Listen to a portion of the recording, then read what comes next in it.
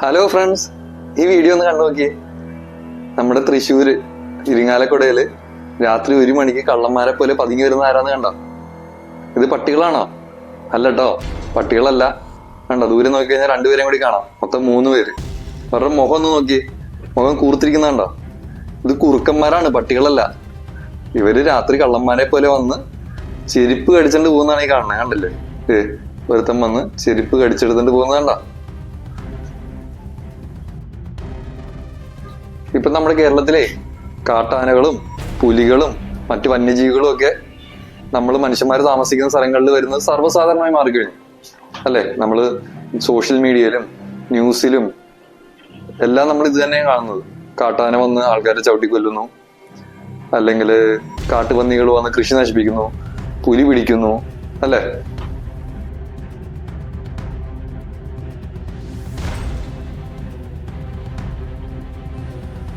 ഇതൊന്ന് നോക്കി കണ്ടോ? രാത്രി മാത്രമല്ല, രാവിലെ ഇവന്മാരെ കാണാട്ടോ.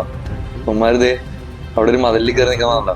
ഇരിങ്ങാലക്കുടയിൽ തന്നെ ആ വീടിന്റെ അടുത്ത് തന്നെ ഒരു മതിലില് രാവിലെ കയറി നിൽക്കുന്നത് അയൽവാസികൾ പകർത്തിയതാണ്. എന്തായിരിക്കും ഈ വന്യജീവികളെല്ലാം നമ്മുടെ നാട്ടിലോട്ട് വരാനുള്ള പ്രധാന കാരണം?